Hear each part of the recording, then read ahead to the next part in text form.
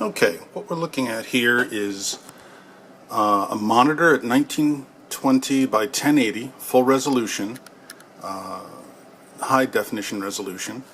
The image represents a debugging effort, kind of a test effort of what the graphics will look like. There will be detail on both sides here of top hits, top countries, top whatevers.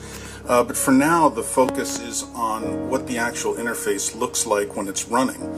It's currently running at 60 frames per second. Your normal movies are 30 to 20 frames per second. Cartoons are at 15 frames per second. So this is very, very high speed. This would be projected up on a large screen, and so any kind of jerkiness or bad graphics becomes very, very obvious when it's boosted up. So let's take a look. I can hold this straight. I can't find a screen grabber that can do this resolution and speed. They just end up all chunky and stuff. So without me changing the camera zooming in, let's go ahead and take a look at what the actual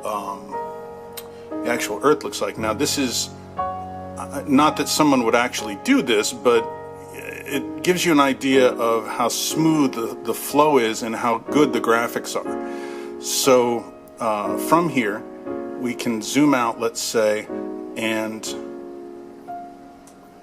find a place of interest. We can certainly rotate around, keeping the degrees of rotation different. And so let's see here, trying to zoom in here where we've got some activity.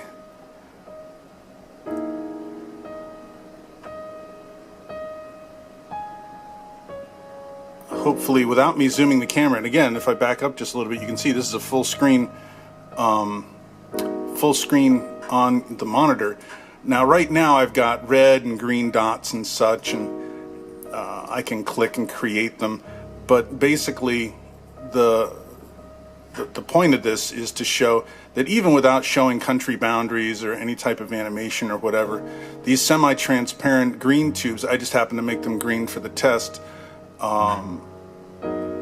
are able to keep up quite nicely, and we're able to produce, and this is probably where it would be normally, showing the whole Earth and letting the user see what's going on. Now right now it's rotating about the North Pole and the South Pole. In the finished version, I believe we're going to want to let the user decide if they want to have the system running as real Earth would be, in other words, where the sun is actually coming from, because as you notice, the reflections and stuff are from the light, so there's reflections on the arcs, the directions, the connections that are going. Now, this is just testing connections from one place to the other, kind of at random. This wouldn't be what you'd look like, right? All your connections would come from one location, but the little dots are just there for more or less the testing and such. I wouldn't keep those in, but I'm just loading it up with a bunch of graphics here for you to see what these look like, how smoothly they go across the screen. So you can imagine this at much higher resolutions for, let's say, a display that takes up the entire wall of a place. What would that actually look like?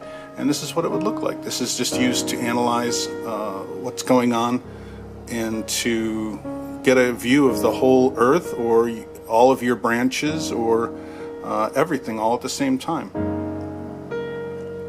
And I even this recording that I'm making, I can bring the camera as close as you like, is not going to do this any justice, just how good this actually looks. And when there's more colors denoting it's an inbound versus outbound, I can change the height of these arcs, things like that. Transparency, I want them to fade as they in age, right? So it comes in as a very well-defined line and then slowly fades. This way, you know, the Earth doesn't just fill up with these lines. But there you go, just really, really fast. I wanted to show what one of the monitoring screens looks like.